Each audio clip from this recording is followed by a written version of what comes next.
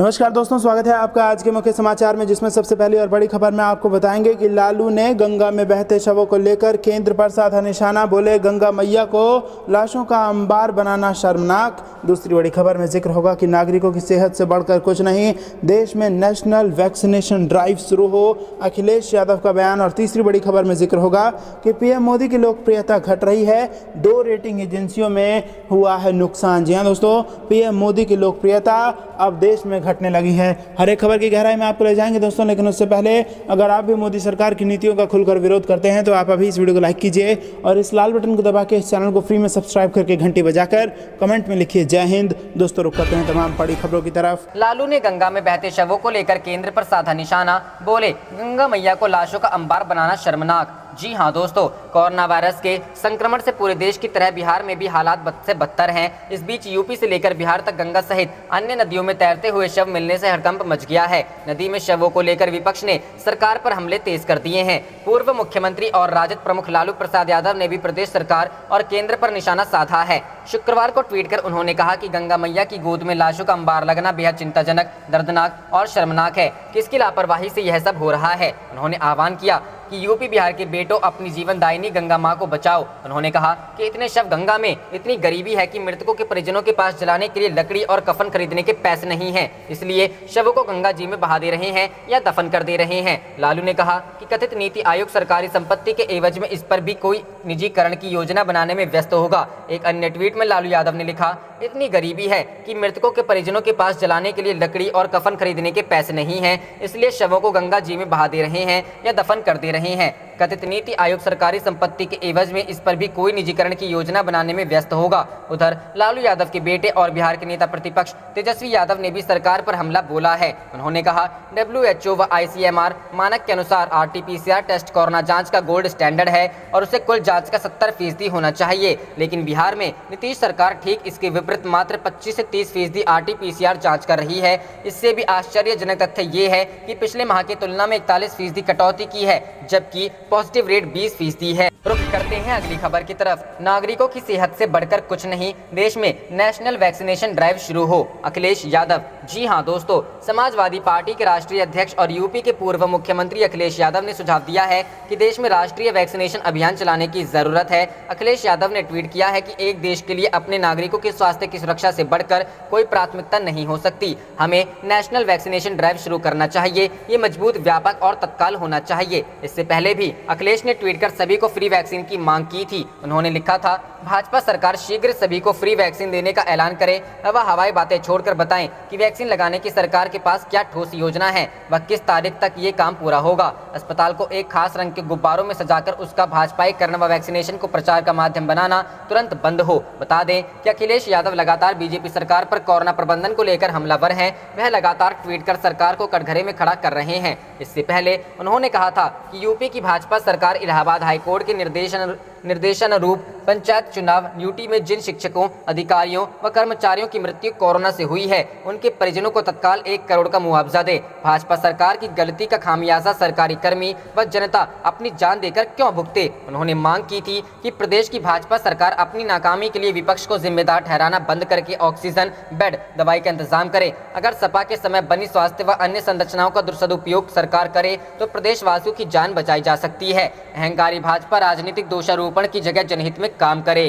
रुख करते हैं अगली खबर की तरफ। पीएम मोदी की लोकप्रियता घट रही, 2 रेटिंग एजेंसियों का अनुमान। जी हां दोस्तों, कोरोना की दूसरी लहर के कुप्रबंधन के बीच भारत की जनता के बीच प्रधानमंत्री मोदी की लोकप्रियता घटी है। मॉर्निंग कंसल्ट के ग्लोबल अप्रूवल रेटिंग के मुताबिक ऐसा ही लग रहा है। एक दूसरे सर्वे में मोदी की लोकप्रियता का ग्राफ पहली बार 50% के नीचे चला गया है। 13 देशों के राष्ट्राध्यक्षों Australia, Brazil, Canada, France, Germany, Bharat, Italy, Japan, Mexico, South Korea, Spain, UK और अमेरिका के अप्रूवल रेटिंग और डिसअप्रूवल रेटिंग को ट्रैक करने वाली मॉर्निंग कंसल्ट के ग्लोबल अप्रूवल रेटिंग के हालिया आंकड़े दिखाते हैं कि अभी भी इन 13 देशों के नेताओं में सबसे ज्यादा लोकप्रिय होने के बावजूद प्रधानमंत्री मोदी के अप्रूवल रेटिंग में 1 अप्रैल से 11 मई के बीच 10% की कमी आई है। जहां 1 अप्रैल को उनकी अप्रूवल रेटिंग 73% थी, वहीं 11 मई को यह लुढ़क कर 63% पर आ चुकी है। मोदी की अप्रूवल रेटिंग में 1 अप्रैल से 11 मई के बीच 10% की कमी आई है। रुख करते हैं अगली खबर की तरफ। आरजेडी ने खोजा पप्पू यादव की गिरफ्तारी का लालू तेजस्वी कनेक्शन, निशाने पर आए सीएम नीतीश कुमार। जी हां दोस्तों, जन अधिकार पार्टी के अध्यक्ष व पूर्व सांसद पप्पू यादव की गिरफ्तारी का लालू प्रसाद यादव व तेजस्वी यादव का क्या कनेक्शन है? चौंक गए तो जान लीजिए। यह कनेक्शन लालू के ही राष्ट्रीय जनता दल के ही विधायक ने खोजा है। इसी बहाने उन्होंने मुख्यमंत्री नीतीश कुमार को निशाने पर लिया है। मधेपुरा से आरजेडी विधायक चंद्रशेखर ने आरोप लगाया कि पप्पू यादव को लालू प्रसाद यादव व तेजस्वी यादव का वोट बैंक तोड़ने के लिए नीतीश कुमार की सरकार ने एक साजिश के तहत गिरफ्तार कराया है। यह लालू तेजस्वी को कमजोर करने की सफल नहीं होने वाली कोशिश है। इस आरोप पर जनता दल यूनाइटेड ने भी पलटवार किया है। विधायक चंद्रशेखर ने कहा कि पप्पू यादव की गिरफ्तारी मुख्यमंत्री नीतीश कुमार की सरकार की सामाजिक न्याय की धारा को कमजोर कर सांप्रदायिक ताकतों को मजबूती देने की एक साजिश है। पप्पू यादव की गिरफ्तारी के पीछे मूल मंशा आरजेडी के वोटरों में कंफ्यूजन पैदा कर देना है। यह गिरफ्तारी लालू प्रसाद यादव के जेल से बाहर आने के बाद ही क्यों हुई, इसे समझना होगा। पप्पू आज जेल में है, लेकिन जमानत तो हो ही जाएगी। फिर वे लालू और तेजस्वी के खिलाफ मोर्चा खोलेंगे, जिसका लाभ सत्ताधारी दलों के नेता उठाएंगे। आरजेडी विधायक चंद्रशेखर के इस बयान पर जेडीयू ने भी पलटवार किया। जेडीयू प्रवक्ता व मधेपुरा से पार्टी के विधानसभा प्रत्याशी रहे निखिल मंडल ने कहा कि आज चंद्रशेखर ने पप्पू यादव की गिरफ्तारी को साजिश करार दिया है, साथ ही उन्हें सत्ताधारी दलों का एजेंट बताया है। ये वही चंद्रशेखर है जिन्होंने साल 2005 का विधानसभा चुनाव मधेपुरा से पप्पू यादव के समर्थन से निर्दलीय लड़ा था। तब वे पप्पू यादव जिंदाबाद का नारा लगा रहे थे। बकौल निखिल मंडल, तब चंद्रशेखर को पप्पू यादव पसंद थे, लेकिन आज नापसंद है। स्पष्ट है कि मतलब निकलने के बाद पहचान नहीं रहे हैं। रुख करते हैं अगली खबर की तरफ। पप्पू यादव डीएमसीएच के आईसीयू में भर्ती, सीएम नीतीश कुमार से की एक खास अपील। जी हां दोस्तों, लॉकडाउन उल्लंघन व 32 साल पूर्व के अपहरण के मामले में पटना में गिरफ्तार किए गए जाप सुप्रीमो पप्पू यादव को गुरुवार शाम सुपौल जिले के वीरपुर जेल से डीएमसीएच लाया गया। उन्हें शाम करीब 7 बजे एम्बुलेंस से यहां लाया गया। फिलहाल उन्हें डीएमसीएच आईसीयू में डॉक्टर यूसी झा के यूनिट में भर्ती कराया गया है। इस दौरान उनकी एम्बुलेंस के साथ बड़ी संख्या में समर्थक भी थे। यहां आने पर पप्पू यादव ने मीडिया को बताया कि मैं लगातार कोरोना पीड़ित मरीजों की सेवा कर रहा हूं, उन तक खाना और ऑक्सीजन पहुंचा रहा हूं। यह कुछ लोगों को ठीक नहीं लगता है। मेरी तबीयत ठीक नहीं है। 2 महीना पूर्व गॉल ब्लैडर का ऑपरेशन हुआ है, फिर भी जरूरतमंद लोगों का यथासंभव सहयोग कर रहा हूं। मैं मुख्यमंत्री नीतीश कुमार से आग्रह करना चाहता हूं कि आप मुझे काम करने दें, मैं आपका सहयोग करूंगा। मैं जब तक जिंदा रहूंगा लोगों तक खाना और ऑक्सीजन पहुंचाता रहूंगा। मालूम हो कि ऑपरेशन के बाद डॉक्टर ने उन्हें 2.5 महीने तक आराम करने की सलाह दी थी। जेल में नॉर्मल पानी पीने और शरीर का वजन अधिक होने की वजह से इंडियन टॉयलेट का उपयोग करने के कारण उनकी तबीयत बिगड़ गई। इसके बाद डॉक्टरों ने मेडिकल टीम का गठन कर उन्हें बेहतर इलाज के लिए डीएमसीएच रेफर कर दिया। डीएमसीएच अधीक्षक डॉक्टर मणिभूषण शर्मा ने बताया कि पप्पू यादव को मेडिसिन विभाग के आईसीयू में डॉक्टर यूसी झा की यूनिट में भर्ती किया गया है। उनका रूटीन चेकअप कर लिया गया है। अभी वो क्लिनिकली नॉर्मल है। ऑपरेशन वाली जगह पर थोड़ा टेंडरनेस लग रहा है। उनको डायबिटीज की भी शिकायत है। उनका रूटीन ब्लड टेस्ट भी किया जा रहा है। उनकी रिपोर्ट आने पर उनका उचित इलाज किया। रुख करते हैं अगली खबर की तरफ। सीएम ममता ने पीएम मोदी को लिखा खत, कहा 70 पीएसए प्लांट्स का वादा कर केवल 4 दिए जा रहे। जी हां दोस्तों, पश्चिम बंगाल की मुख्यमंत्री ममता बनर्जी ने राज्य में पीएसए ऑक्सीजन प्लांट लगाने को लेकर प्रधानमंत्री नरेंद्र मोदी को पत्र लिखा है।